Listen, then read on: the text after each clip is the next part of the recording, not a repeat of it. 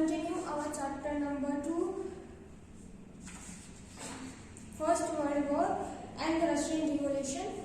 हमने अभी तक देखा कि किस तरह से जो है फर्स्ट वर्ल्ड वॉर की जो है तैयारी शुरू हो गई थी पूरे वर्ल्ड में। इसको इफेक्ट करने वाले कितने सारे जो थे फैक्टर्स थे, किस तरह से वो युद्ध हुआ और उसका अंत भी कैसे हुआ वो हमने देखा।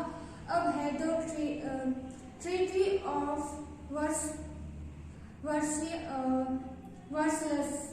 वर्सलिस की जो संधि हुई थी जून 1919 में, उसके बारे में अगर हम बात करें तो at the end of the first world war the unconditional surrender of Germany in front of the alien Nations brought at the end of the war. Finally Germany ने जो है शरणागति स्वीकार की और ये वॉर का एंड, वो जो वॉर था उसका एंड हुआ। Then the alien nations undertook the peace process.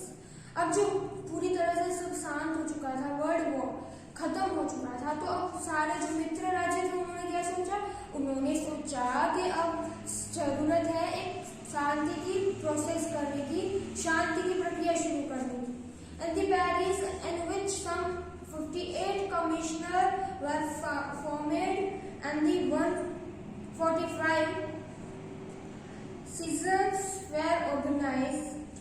The arrangement made with the Germany during the Paris peace process was made in the mirror place of the Versailles. This is to come to be known as the Versailles Treaty. There were 4 provisions in the Treaty of Versailles. First is the religion arrangement. Second is the revocations and drops and the disarmament, and the third one is the arrangement of the distribution of a gain at the minister Lord George, French President Clemenceau and the Italian President Orlando played an important role in this treaty. आपको याद रखना है कौन कौन से जो है minister इसमें थे, प्रेसिडेंट इसमें थे और कौन से 3 और 4 जो है बातें इनमें ध्यान रखने की है वो भी आपको याद रखनी है। Germany was the founder responsible for the war. A war fine of 6.5 billion pounds was imposed on Germany. It was the give away the religion of to France. Its Rhine River had to be opened for an international sea route. The Rhineland religion on the French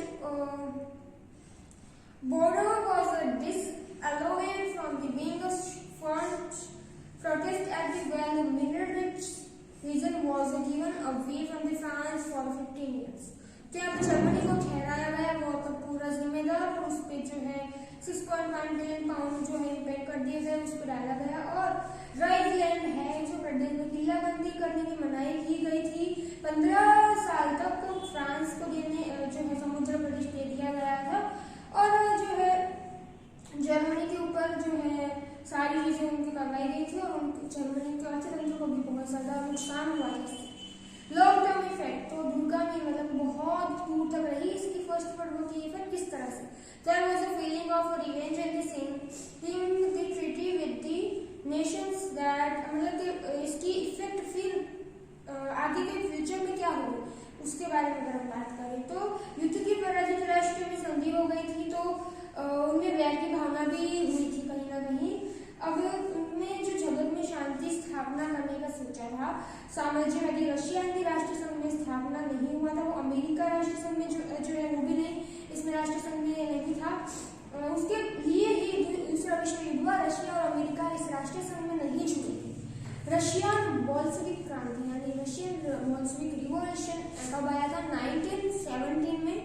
ईस्वीसन के अगर 1917 देखें हम तो 1917 में Russian क्रांति विश्व की इतिहास में एक बहुत ही इम्पोर्टेंट पार्ट है और राजकीय परिबड़ में रशियन प्रजा में ज़ारशाही दमन के नीचे उनको कचड़ दिया गया था। रशिया में वंश परंपरागत जो है वो ज़ार राजाओं ने निरंकुश शासन जो है वो कर रहे थे। जार के जो शासन शासन में प्रजा को कोई अधिकार नहीं दिया गया था। मतलब कि वहाँ पे क्या कौन सी थी, आप खुद ही जो छाशाही थी वो वहाँ पे थी। जैसे कि हिटलर के समय तानाशाही थी, हमारे यहाँ लोकशाही है, यहाँ पे थी जारशाही। जारशाही बहुत ही ज्यादा कठोर होती है, उसमें एक ही व्यक्ति है पूरी जो है शासन करता है, प्रजा को भी किसी भी प्रकार का अधिकार नहीं दिया जाता है। तो यही बात हो रही है यहाँ पे। फादर कैपोल के नाम के जो पादरी थे उनके नेतृत्व के नीचे बहुत ही बड़ा सर्कस निकाला गया है। जार का जो भी निवास स्थान था विंटर पैलेस में, और 22 जनवरी 1905 रविवार को ये निकाला गया था, संडे को। इसमें बहुत सारे लोग थे, वो निशस्त्र थे और कितने सारे जो थे हाथ में जार की छवि थी उनके। रशियों ने गोरो नानो यहाँ पे उन्होंने स्लोगन भी दिया है, long leave the little while Lord of Russia. तो ये सारी चीजें थी, सूत्र दिखाए गए हैं, स्लोगन्स बोले गए काफी सारे। अब यहाँ पे ये सारी चीजें सब हुई तो जार के जो भी सैनिक थे उन्होंने इन पे अटैक किया, बहुत सारे लोग जो मारे गए थे निर्दोष, और बहुत सारी चीजों को तहस नहस कर दिया गया था।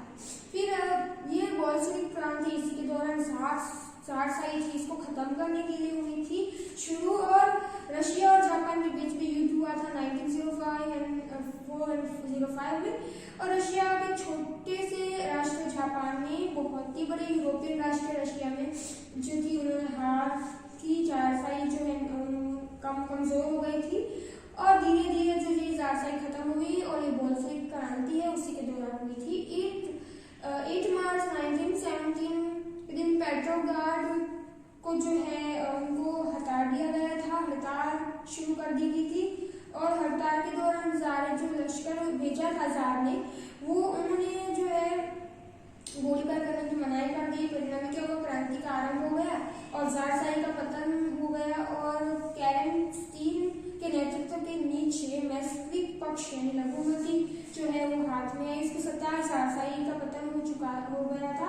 और फाइनली बोल्शेविक क्रांति है वो बोल्शेविक इसलिए कही जाती है, तो बोल्शेविकों ने मेस्विकों के विरुद्ध उसको भड़काया। नवंबर 1970 में आखिर क्रांति की पूरी सत्ता जो है समाजवादी बोल्शेविक क्रांति के दौरान वो है जानी जाती है।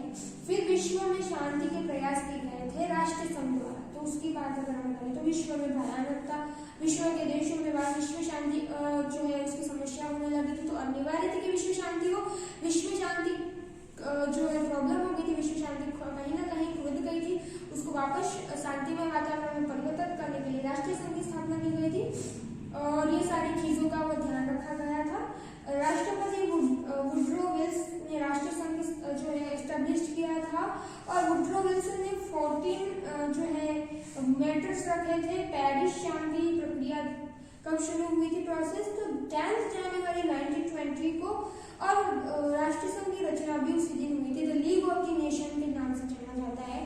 तो अब हमारा जो ये चैप्टर है यहीं पे कंप्लीट राष्ट्रीय संघ जो राष्ट्रीय संघ के उद्देश्य थे, एम्स क्या थे, तो जो लीग ऑफ नेशन था उसके कुछ एम्स थे, कौन कौन से थे, to maintain international peace and security, even nations respect the unity and the integrity of other nations, to give up the policy of war, to develop an international relation, to solve international disputes peacefully through negotiations or mediations. If any nations ignore the League of Nations or its meditations, it would be declared as the rebel nation.